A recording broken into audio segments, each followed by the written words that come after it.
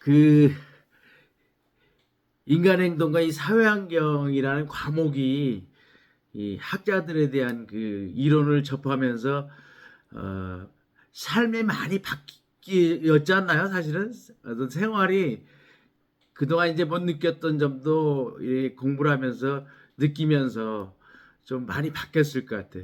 그 긍정적인 측면으로 또 나름대로 생활하는데 활력소가 될 수도 있고 또 이런 것도 있었구나. 그래서 우리 자녀들 교육이라든지 아니면 동료 간의 그 생활이라든지 그런 부분들이 많이 좋아졌지 않나 이런 생각이 듭니다.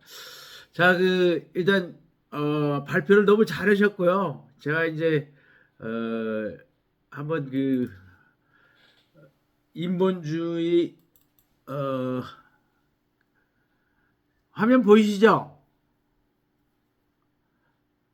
화면 우리 지사님 화면 보이시죠? 네, 보입니다. 예. 자, 우리 인본주의와 체계 이론이 사실은 상당히 범위가 광범위해요. 근데 이제 인본주의 같은 경우는 그 메슬로와 칼로조스라는 이제 학자가 등장이 되고 체계 이론이 있는데 먼저 그 메슬로의 인본주의는 휴머니즘이라 해서 그 인간 그 자체를 보는 거예요. 인간 그 자체. 그래서 인간이 어떤 전에 배웠던 인지라든지 아니면 정서만 있는 게 아니고 또 행동만 있는 게 아닌데 왜 따로따로 뜯어놓고 보느냐. 같이 보고 전체적인 인간, 어떤 통합적인 인간으로 보는 것이 메슬로우의 인본주의의 취지가. 그래서 그 메슬로우의 인본주의는 욕구 또 위계에 대해서 얘기를 하기 때문에 욕구 위계 이론이라고도 해요. 그래서 인본주의는 상당히 희망적이고 어떤 낙관적이고 또 합리적이고 자유적이고 능동적인 존재로 본다는 것인데 일단 인본주의라는 그 휴머니즘은 한마디로 얘기하면 통합적인 인간, 전체적인 인간을 본다는 취지가 여기 깔려 있고요.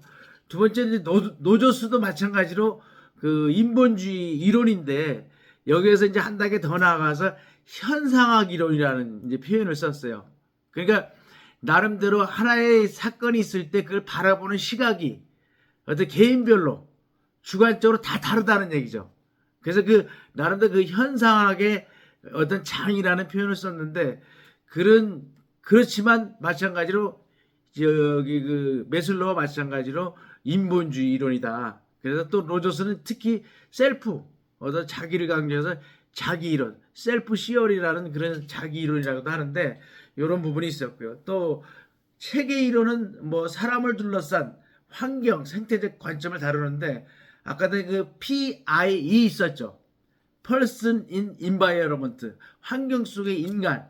그거를 갖다가 실제적으로 사람이 환경에 적응하기도 하고 또 바뀌어진 환경에 대해서 또 다시 적응하기도 하는 그런 환경 속의 인간을 강조했던 게 체계 이론인 것 같아요. 그래서 이렇게 일단 크게 결론 내리면서 한번 짚어보면 자, 메슬로우의 그 욕구 위계 이론에서 인간관을 보면은 어떤 희망적이고 낙관적이고 본성이 선한 거죠. 선한 거. 어떤 성선설 개념으로 생각하면 될 것 같아요. 그죠? 그 다음에 두 번째는 통합된 전체라는 거지. 인지 따로, 행동 따로, 정서 따로 이게 아니고 따로따로 노는 게 아니고 전체로서 통합된 걸로 본다는 거고. 세 번째는 창조성이죠. 어떤 누구에게나 창조성이라는 이라고 하는 잠재성이 다 내재돼 있다. 그래서 어떤 특출한 것을 가지고 있다가 아니고 노력이 없이 또 자신이 없어도 누구에게나 잠재적인 역량을 가지고 있다는 걸 나타내고 있어요. 그래서 이것은 이제 마치 작은 씨앗을 심을 때는 작아 보이지만 이것이 자라면서 엄청나게 아름다운 꽃이 될 수도 있고 또 아름드리 나무가 되는 것처럼 모든 사람들 안에는 이러한 씨앗, 어떤 잠재력, 창조성이 내재되어 있다는 게 이 메슬로우의 이론이에요. 또 여기에 이제 네 번째는 자율적이고 합리적이고 창조적이라는 거. 또 다섯 번째는 인간의 행동은 욕구를 충족하려는 동기에서 나온다. 왜 인간은 어떤 행동을 하는가? 그거는 다름이 아니라 욕구를 충족시키기 위해서 하는 거다. 그래서 욕구를 주장하면서 행동을 한다. 이런 얘기죠. 또 자아실현의 경향성은 이 작은 씨앗이 자라면서 나무가 되고 열매가 되고 꽃이 될 가능성이 내재되어 있었잖아요. 그죠? 그래서 모든 인간은 창조성이 있는데 이러한 잠재력, 가능성, 씨앗 다 같은 말이에요. 같은 말로 살아있는 날들 동안 실현하고 싶어하는 마음을 자아실현의 경향성이라 한다. 이렇게 정리를 해봤고요. 그 다음에 이제 이 메슬로우의 그 인본주의는 우리 그 이전에 설명했던 분들도 설명했지만 그 행동주의는 뭐예요? 인간의 이야기에서는 행동주의 이론을 얘기하는데 인간의 그 행동, 지금 나타난 행동에 대해서만 얘기하는 게 행동주의예요. 한마디로 얘기하면. 근데 그 인간의 내면에는 꿈도 있고 비전도 있고 여러 가지가 있는데 이거 다 빼버리고 눈에 보이는 행동에만 초점을 두기 때문에 적정하지 않다고 메슬로우는 비판했고요. 또 프로이드의 정신분석 이론은 한마디로 얘기하면 억압된 성적인 욕망, 또 공격적인 욕망을 깊은 곳에 묻어두고 그걸 꺼내보는, 특히 그 정신질환을 가지고 있는 사람들에 대해서 연구만 했기 때문에 일반적으로 건강하게 살아가는 사람들에 대해 이해하는데 한계가 있었다. 그렇기 때문에 이제 메슬로우가 인본주의를 등장시킨 거죠. 그래서 그 메슬로우는 어떤 심리적으로 정상적이고 건강한 인간에 대해서 연구를 했고 때로는 자아실현가라고도 해요. 자아실현가. 그래서 이제 아까 그 단계별로 욕구 단계별로 발전되어 가는 것도 있지만 욕구를 넘어서 갈 수도 있거든요. 어떤 생리적인 욕구. 내가 밥 먹는 것이 우선 생리적으로 충족이 돼야지 다음 단계 넘어가는데 내가 밥 먹는 시간을 쪼개서 밥을 안 먹고도 내 자아실현을 위해서 공부도 할 수 있고 이제 그렇게 단계를 넘어서 할 수도 있어요. 근데 여기서 보면 그렇다면 누가 심리적으로 건강한 사고를 가지고 있는가 한번 볼 때 보다 상위의 욕구, 여기에서 얘기하는 자아실현 욕구 5단계죠.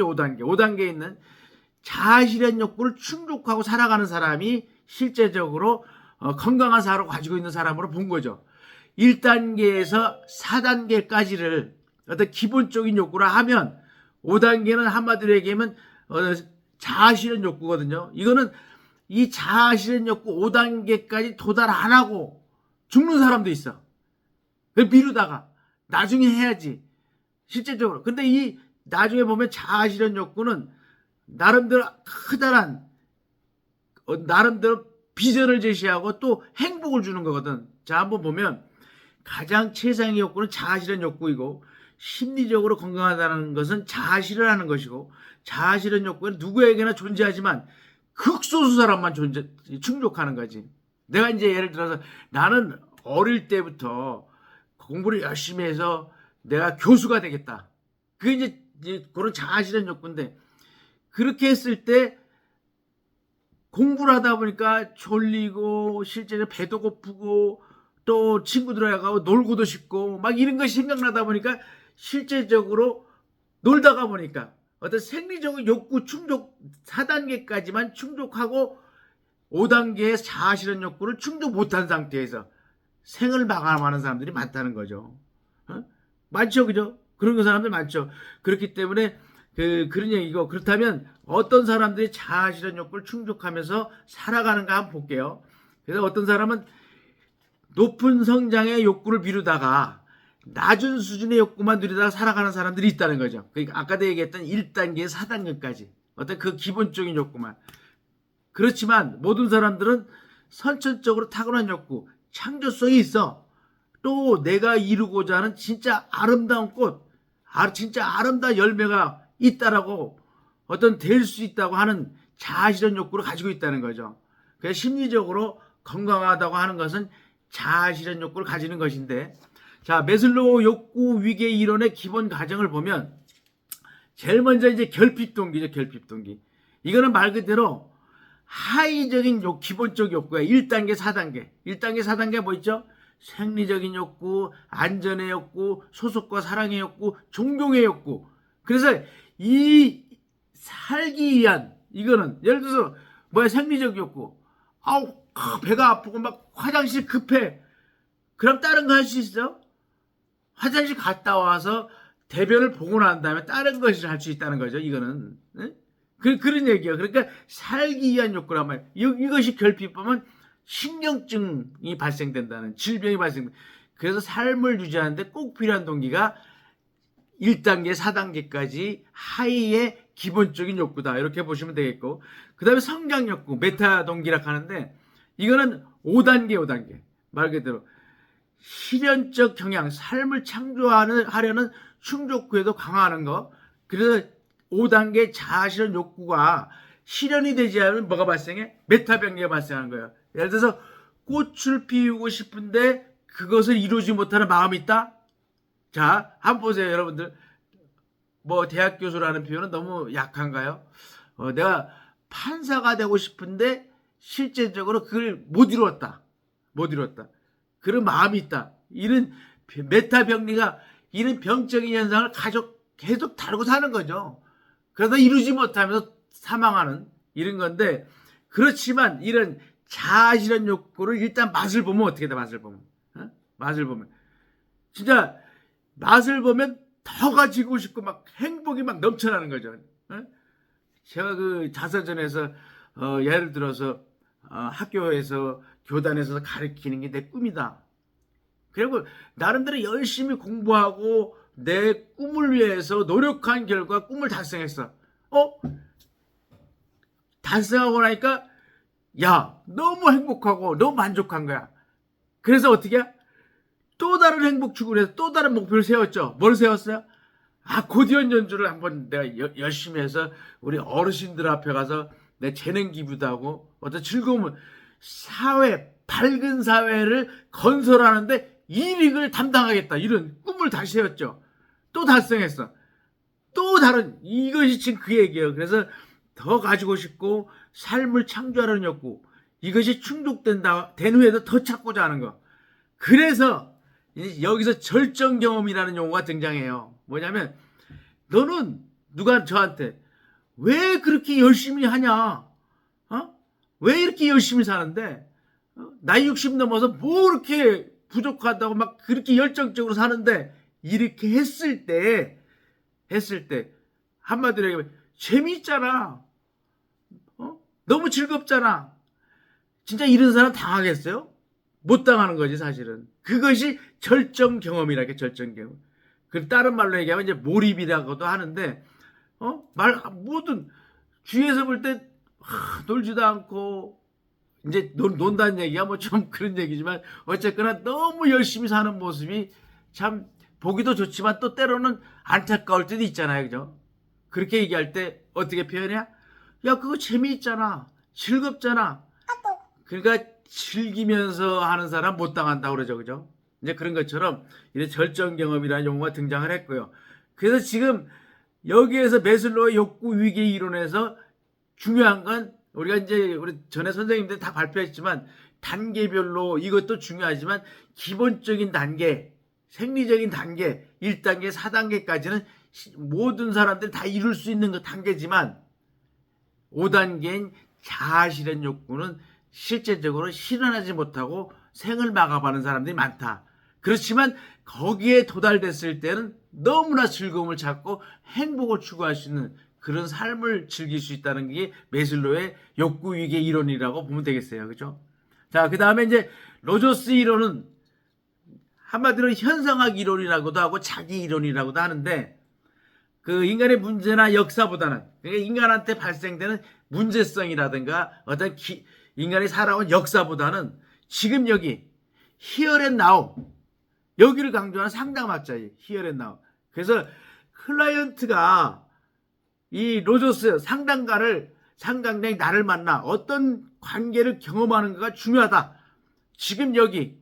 그래서 어떤 테크닉이라든가 그 역사라든가 문제 이런 게 중요한 게 아니고, 클라이언트가 상담자를 통해서 어떤 관계, 이 사람이 진심으로 나를 이해해주고 있구나. 클라이언트가 볼 때 상담자가 또 진심으로 공감해주고 있구나 라고 느끼게 하는 게 중요하다는 걸 강조한 거예요. 그러니까 어떤 무조건적인 관심, 이런 건 강조했잖아요, 그죠? 로저스는 최고 좋을 것 같아요. 어떤 상대방을 지적질하고 꾸짖고 내가 생각한 거를 관철시키려고, 이게 아니고 있는 그대로 바라봐 주는 거. 있는 그대로. 그래서 있는 그대로 바라봐 주면서 가지고 있는 장점을 부각시켜서 그 클라이언트가 어떤 문제를 해결해 나가는 스스로. 이게 주 포인트거든요. 그 로저스 현상하기로는. 어? 그래서 클라이언트가 자기에게 이래라 저래라 하지 않고 진심으로 나에게 귀를 기울여주고 있구나. 또 내 삶에 대한 온전한 결정권을 존중해주고 있구나.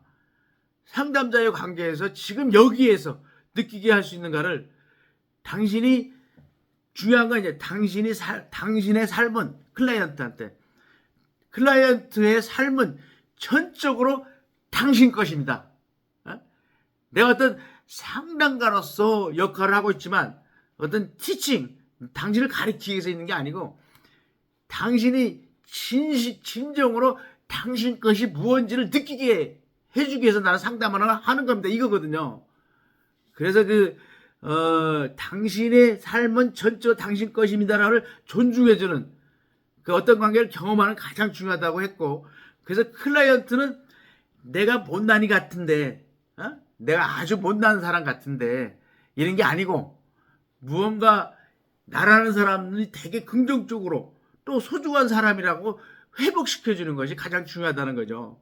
그래서 어떤 객관적인 상황보다는 주관적인 어떻게 경험하는 거가 중요하다는 걸 느꼈고, 예를 들어서 지나가다가 친구 3명이서 지나가다가 아주 큰 개가 있는 것을 보고 하나의 친구는 야, 큰 개가 맨날 조그만 개만 보다가 멋있다 이렇게 표현할 수도 있고, 또 한 친구는 아우 너무 무서운 거야, 너 무섭다 막 피하기 도망가려고 하는 그런 자세를 취하고, 또 한 친구는 큰 개가 오든 말든 그냥 무시하고 지나치는 이런, 실제적으로 이거는 개개인별로 한 3명이라는 A라는 사람, B라는 사람, C라는 사람 다 어떤 지각과는 방식 차이가 주관적인 경험이라고 하는데, 이를 다른 말로 얘기했을 때 현상학적인 장이라고 한다는 거. 중요한 거죠. 로저스가 어떤 인본주의의 현상학적인 장이라는 얘기는 어떤 개가 있다, 이 환경에서 개가 있다, 어떤 객관적인 그런 사실이 아니고 클라이언트 개개인들이 가지고 있는 주관적인 생각을 현상학적인 장이라 이렇게 하는 거죠. 그죠? 그래서 인본주의이기 때문에 아까도 말씀드렸던 것처럼 인지라든지 심리라든지 행동 따로따로가 아니고, 노조스는 여기서 표현을 이제 우리 메슬로우와 달리 표현한 게 유기체라는 표현을 썼어요. 유기체. 하나의 통합적인 인격체, 하나의 통합적인 사람.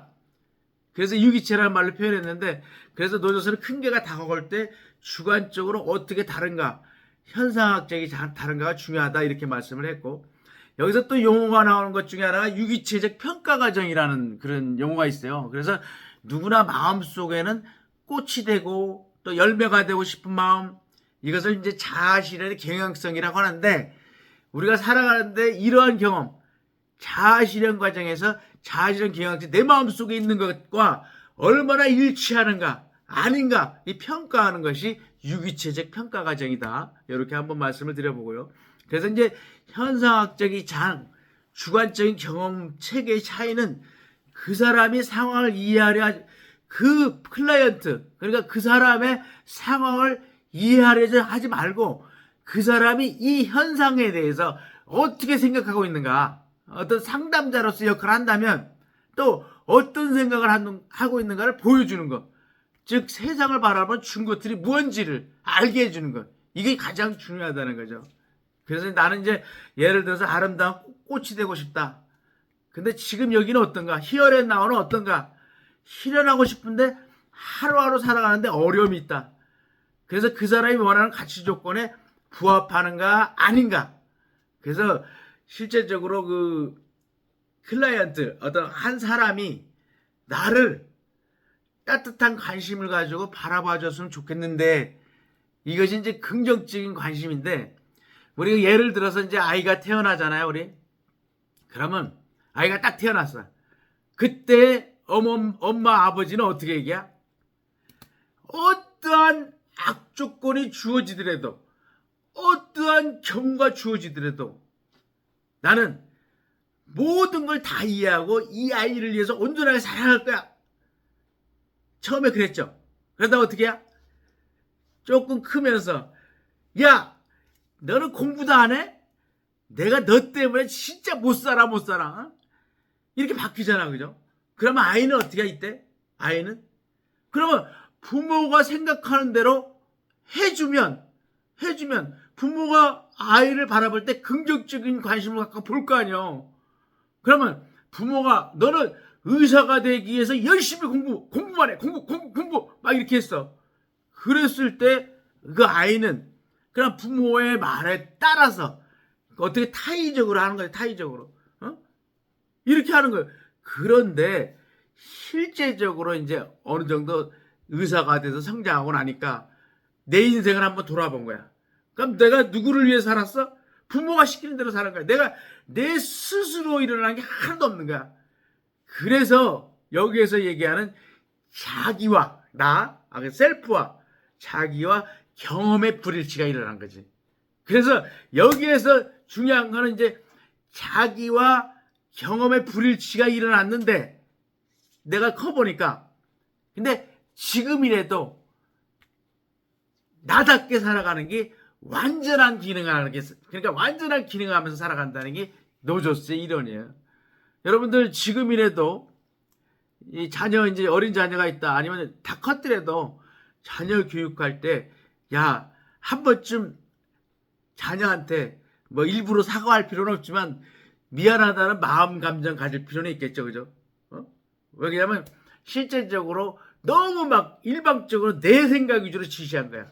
막 꼰대라는 표현을 하잖아, 그죠? 그것처럼 했던 부분들이 한 번쯤 생각해 볼 필요가 있다. 여기 예를 드는 것처럼 나는 백합으로 태어났어. 백합으로. 근데 부모는 장미야, 장미.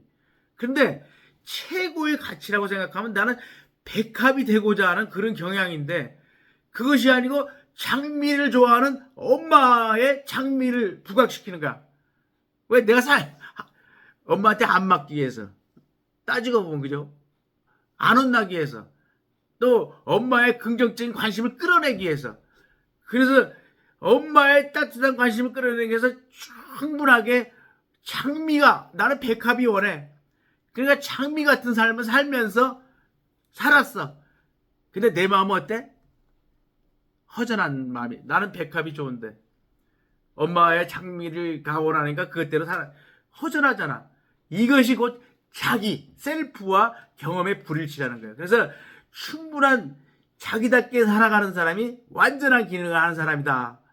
그래서 노조스는 무조건적인, 조건이 없는 관심을 주어야 하고 그것을 위해 공감하고 경청하고 이런 노력이 필요하다. 그러면 자기와 셀프와 경험의 불일치가 아니라 충분한 기능을 하는, 충분한 기능을 하도록 완전한 사람으로 바뀌는 그런 게 된다는 거죠. 그래서 충분한 기능을 하는 사람의 특징을 보면 어떤 창조성도 있고 자유롭고 개방적이고 실존적이란 말이 뭐야? 매 순간마다 내가 살아있다는 것을 감동하면서 살아가는 것이 실존적이라는 얘기거든요. 또 신뢰하고 타인의 가치보다는 자기 인식에 나에 대해서 소중하다고 인식하고 신뢰하는 것이 충분한 기능을 하는 사람의 특징이다. 이렇게. 그래서 여러분들 로저스의 인본주의 현상학의 장을 보면서 사실은 그런 생각 안 들었어요?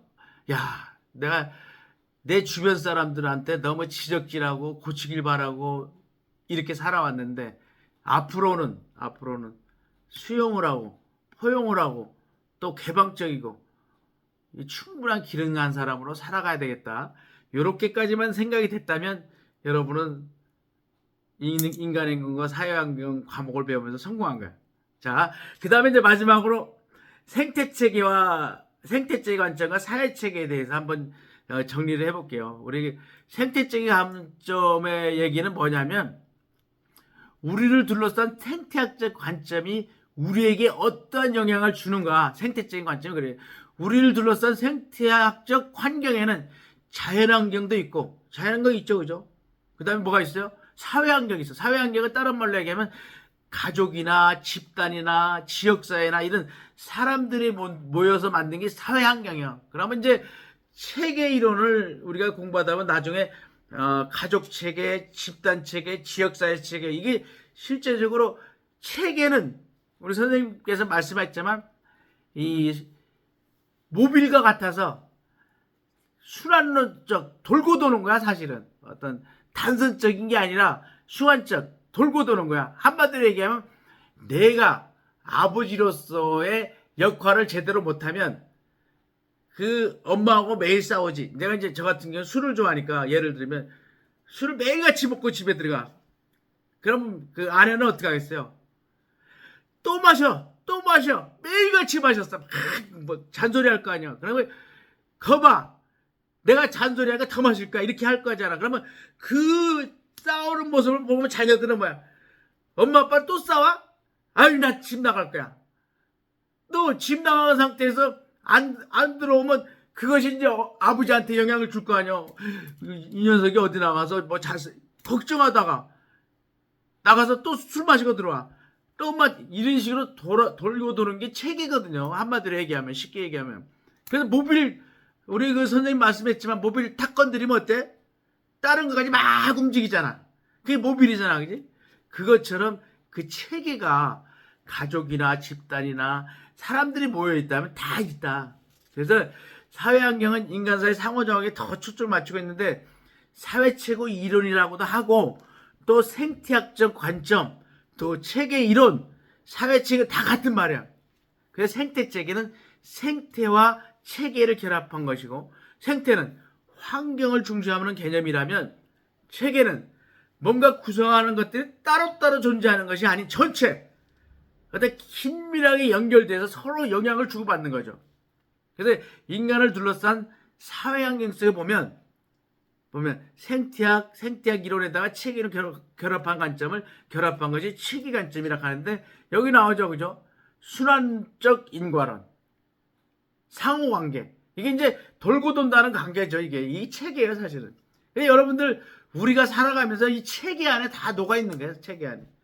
근데 여기서 얘기하는 인간이 환경에 영향을 주기도 하지만 받기도 하는 거죠.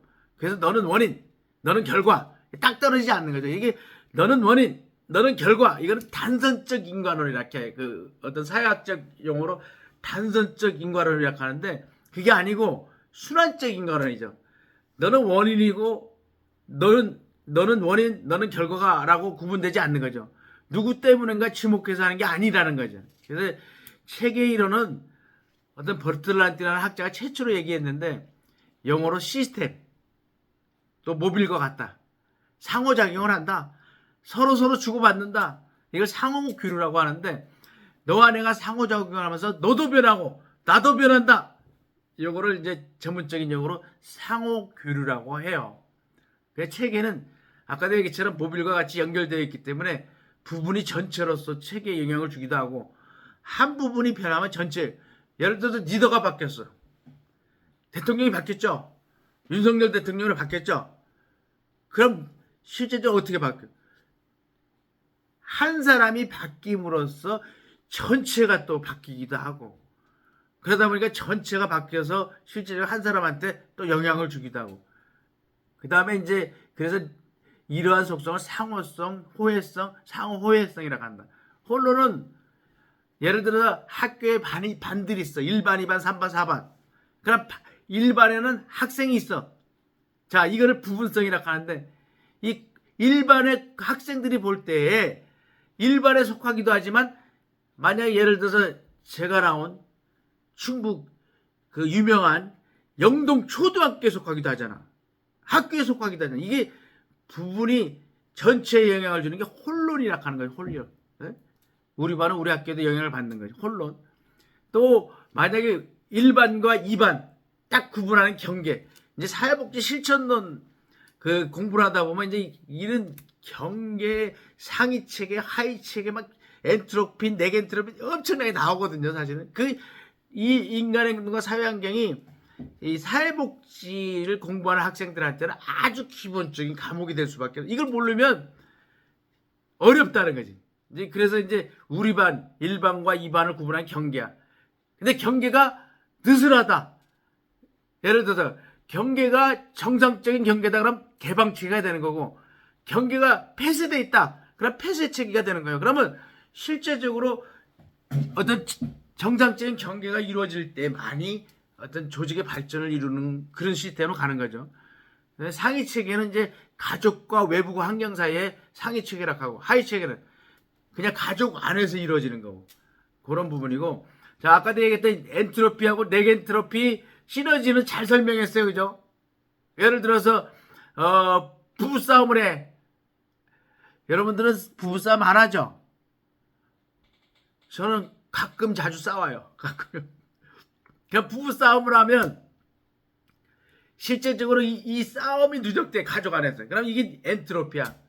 근데 이 부부싸움을 했는데 도대체 우리가 왜 싸우는지, 야, 가족 상담을 한번 받아보자. 상담을 통해서 풀어가는 게 네겐트로피야, 네겐트로피. 그런데 이렇게 상담을 통해서 풀었어, 네겐트로피야. 그랬더니 갑자기 내가 아침에 출근하려고 하는데, 여보, 오늘 건강하게 잘 다녀오세요. 그 맛있는 술도 맛있게 드시고 오세요. 막 웃으면서 막 배웅을 해서. 그러면 어떻게 돼? 막 내 효과가 막 100을 발휘할 능력인데 막 150, 200씩 발휘하잖아. 그죠? 그런 거 못 느껴요?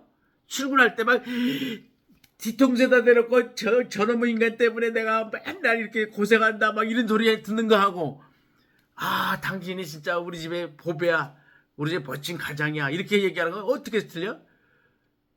막 저 인간 해가면서 들었을 때는 사무실 가서 짜증나나? 짜증나잖아. 그죠?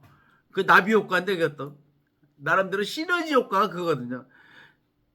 출근하는 남편 뒤에다 대고, 여보 힘들지? 오늘도 고생하세요. 일찍 들어오지 않아도 친구들하고 술 마셔 좋으니까 그렇게 하세요. 이렇게 하면 날아갈 것 같잖아. 그죠? 그게 이제 시너지 효과. 이렇게 아까 우리 선생님께서 설명을 잘했죠. 그죠? 그 다음에 여기 용어 중에 하나가 이제 다중종결이 있는데, 나름대로 여러분들이 제 강의를 이제 피드백을 듣고 있잖아요. 그죠? 듣고 있는데, 실제적으로 이 피드백한 내용 가지고 기말고사를 치렀다. 근데 점수가 다양하게 나오는 거. 틀리게 나오겠죠. 어떤 선생님은 100점 맞아갖고 나 전체 100% 이해를 하고 해서 100점 맞을 수도 있겠고, 어떤 선생님은 그냥 화면 꺼놓고 안 그래도 지금 바쁜 일이 있어서 그 타이핑하고 있을 수도 있겠고, 그러면 점수 차이가 나는 게 이게 이 다중종결이에요. 다중종결. 동종종결은 여러 사건들이 있는데, 문제가 여러 사건들이 있는데 다양한 방법으로 해결하는 게 동종종결이고, 그래서 이제 호혜성, 상호성, 보빌과 같다는 거. 또 항상성이라는 용어가 등장해요. 이거는 실제적으로 고무줄이 요만한 그 길이의 고무줄이 있다면 이거 쭉 늘기면 다시 넣으면 어떻게 돼? 다시 고무줄 작은 원래 크기대로 돌아가잖아. 그죠? 이 가족 체계에서 이제 많이 등장하는데, 실천 기술론에서 등장하는 이 항상성은 예를 들어서 그 가족이 가지고 있는 나쁜 습관들이 있어.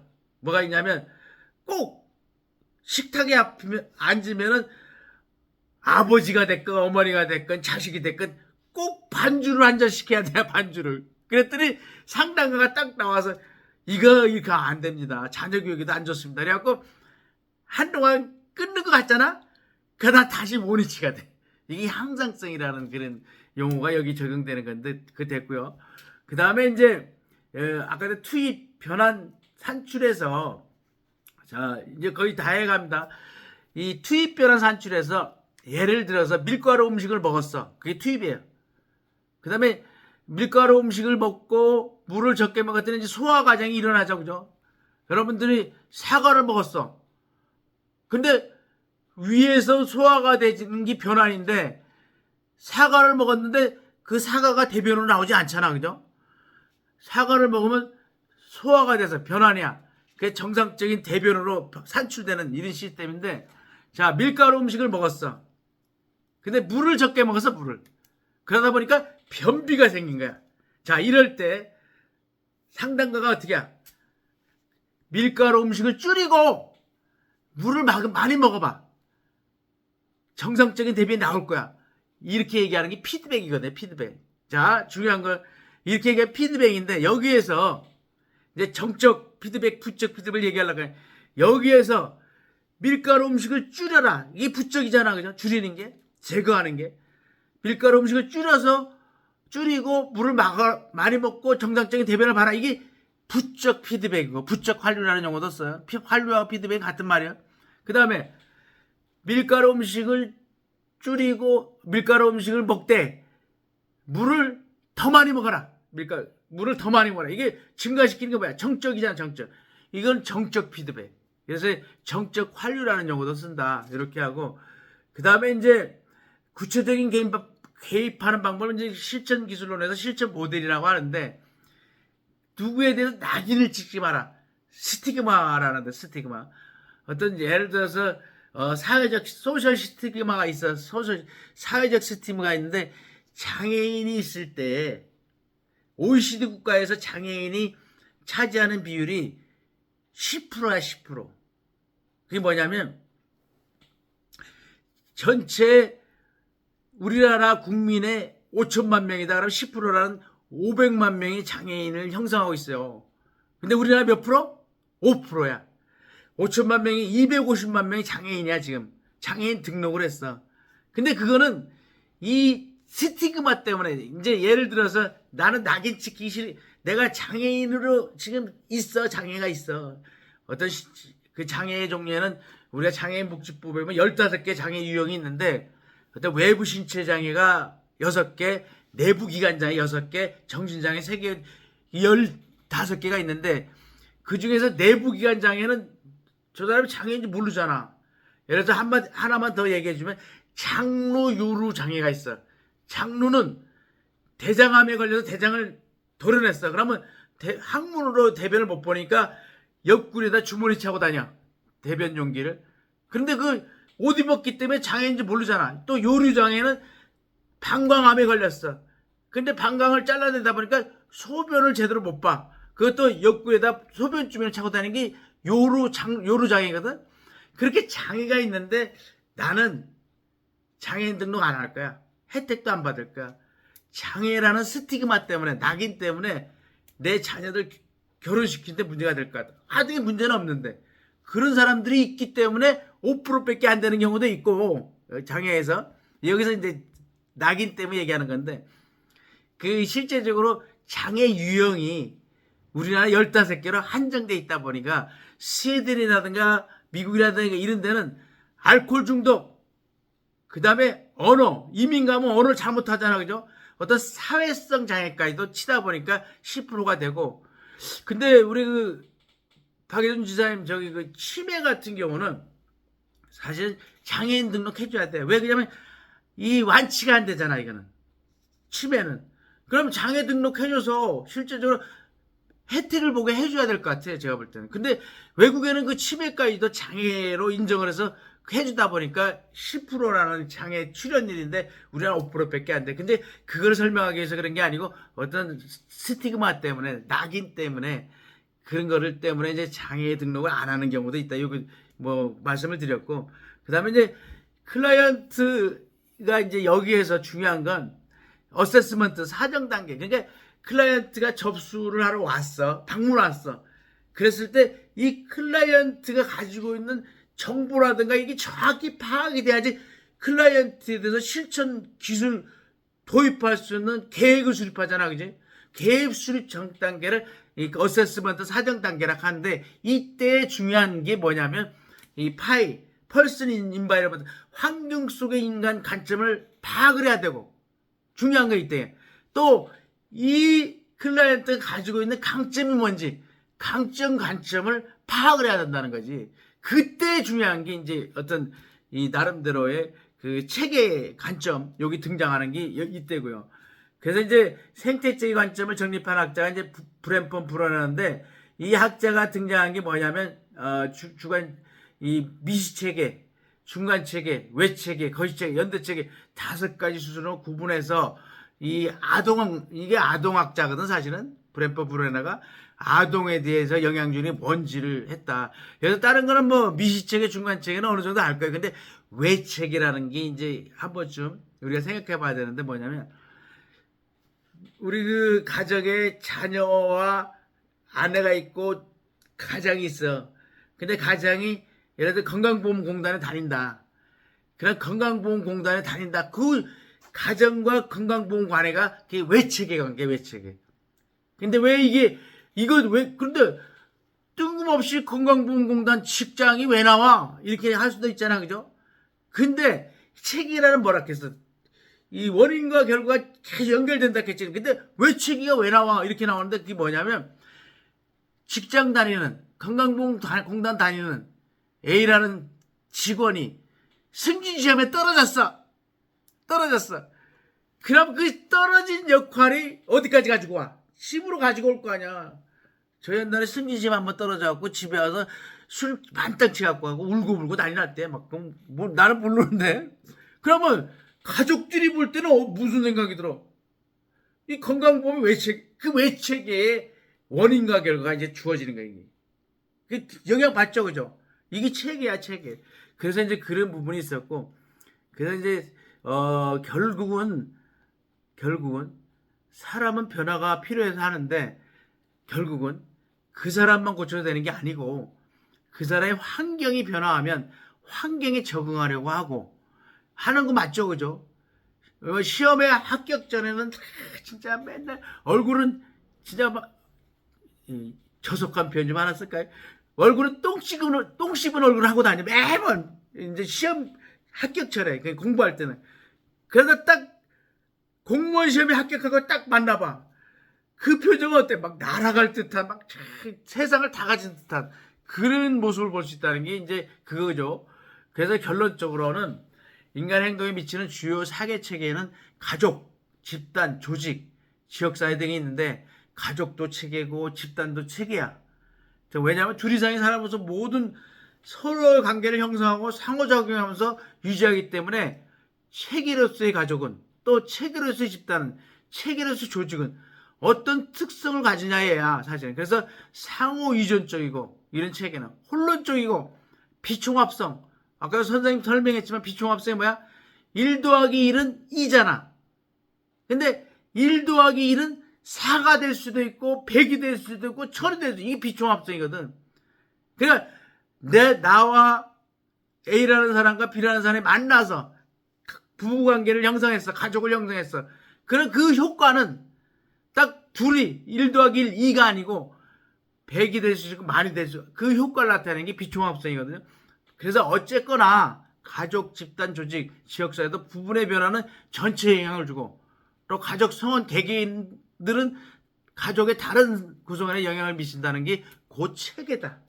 자, 그러면서 제가 이제 찬발적으로 이제 우리가 그 메슬로우의 인본주의와 그 다음에 로저스의 현상학적 장 이론과 체거 이론을 묶어서 결론을 제가 나름대로 내렸어요. 뭐냐면 불교에서 얘기하는 화엄경이라는 게 있었죠. 화엄경. 화엄경이 뭔가 이렇게 여러분들 한번 보세요. 거기에 보면 이론이 10개 모이면 10원이 돼. 10원이 돼. 그래서 10원이 되려면 이론이 있어야 돼. 결국은 이론과 10원은 같다. 이렇게 논리를 한번 내려보고요. 이제 마지막으로 저 양병 교수가 내린 결론은 타인에게 지적질만 하지 말고 타인을 존중하고 배려하고 수용했으면 좋겠다. 그랬을 때만이 실제적으로 여러분도 변하고 나의 주위에 있는 우리 가족도 변하고 나의 주변에 있는 우리 동료들도 변하고 세상이 변하는 이런 시스템이 도래할 것 같다. 그래서 참 노조스의 그 현상학 이론, 인본주의 이론이 갖는 의미는 크죠, 그죠? 무조건적인 관심을 가져라. 나 중심이 아니라. 여러분들도 여러분의 전화 이제 한 번쯤 느껴봐야 될 것 같아요, 그죠? 자, 우리 이렇게 제가 정리를 하면서 이제 화면을 켜주세요. 그래야지 제가 마무리 인사를 하고 오늘 상당히 뜻있는 시간이었다고 생각되면 박수 한번 쳐주세요. 뜻있는 시간이었다. 박수. 우리 발표 준비하느라고 고생도 하셨고 또 발표도 또 나름대로 쉽게 설명도 해주셨고 제가 건방지게 사실은 피드백 안 해도 될 건데 또 피드백해서 여러분들한테 좀 미안한 마음도 들어요. 그 내용이 충분하게 이해가 됐는데 그래서 아무튼 자 이제 중요한 건 우리 다음 주부터는 이제 대면 수업입니다. 대면 수업. 사실 여러분들 보고 싶어. 보고서 막 강의하고 싶어 저도 막. 솔직한 표현은 화면으로 이렇게 보면 뭔가 재미가 없지 않아요? 뭐라 그럴까 아주 그 인간미가 없잖아 인간미가. 막 기계 속에다 대고 얘기하는 것 같고 막 인간미가 없잖아. 근데 다음 주부터 대면 수업이고요. 다음 주는 이제 프리하게 우리 박예순 그 건강보험 청주지사장님께서 그 특강을 할 거예요. 특강을 하시고 그 다음에 뭐 있다 그랬죠? 그 다음 프로그램이 제가 아코디언 연주를 이 교본 그 없이 그냥 앉아서 한 20분 동안 이렇게 연주하고 마무리하는 걸로 하고요. 그 다음 주는 이제 우리 선생님들의 역할입니다. 그 다음 주는 제가 피드백할 것도 없어 그때는 피드백해서도 안 되고 자서전 발표가 있겠습니다. 그래서 자서전은 제가 우리가 처음에 순서대로 두 개조로 나눠서 2주에 걸쳐서 발표를 해야 되거든요. 두 개조로 나눠서 이렇게 지금 19분인데 우리 선생님들이 그러면 첫 번째는 10분 나머지 19분 이런 식으로 해서 이렇게 발표를 하는데 그때는 시간을 무한대로 드릴 거예요. 무한대로. 막 그때는 여러분들이 자랑하고 싶은 거 다 자랑하고 그 다음에 실패했던 거 다 얘기해도 관계없어. 그래 엊그제 우리가 아코디언 팀이 보은 속리산을 이제 놀러 갔다 왔어요. 버스를 빌려서 다녀왔는데 그때 버스 안에서 마이크 잡고 막 자기가 4번이나 부도를 맞아 4번. 그러면서 일어난 그런 얘기하는데 옆에서 누가 그러는 거야. 삼성의 이건희 회장이 직원을 뽑을 때 뭐를 물어봐서 뽑냐면 부도를 한 번이라도 맞아봤나 안 맞아봤나를 물어보고 뽑았다고. 그 이제 나름대로 부도 맞아본 사람들은 한편으로 보면 나름대로 어려움을 다 겪고 일어난 거거든. 그렇기 때문에 그런 얘기까지 농담으로 주고받았는데 아무튼 여러분들이 하고 싶은 얘기 다 할 수 있는 시간 드릴게요. 그래서 자료 충분히 준비하셔갖고 그거 그러면서 저한테 제출해 주셔야 돼. 왜? 제가 뭐 외부 언론에 공개한다는 게 아니고 기말고사야 기말고사. 그러니까 지금 중간고사는 리포트 발표로 중간고사를 가름했고요. 그 다음에 자서전은 쓴 거는 저한테 제출해주면 그걸 기말고사로 대체하는 걸로. 그래서 다음 주는 특강, 그 다음 주 2주 딱 하고 나면 그 다음 주가 이제 기말고사 기간인데 그때는 수업 없어요. 마지막 주는. 그럼 이제 마무리가 한 학기 마무리가 되는 걸로 이렇게 하겠습니다. 자 오늘 늦게까지 가만있어 봐. 늦게까지 고생하셨어요. 우리 다 같이 박수 치면서 수업을 마무리하도록 하겠습니다. 박수. 수고하셨습니다. 예, 고맙습니다.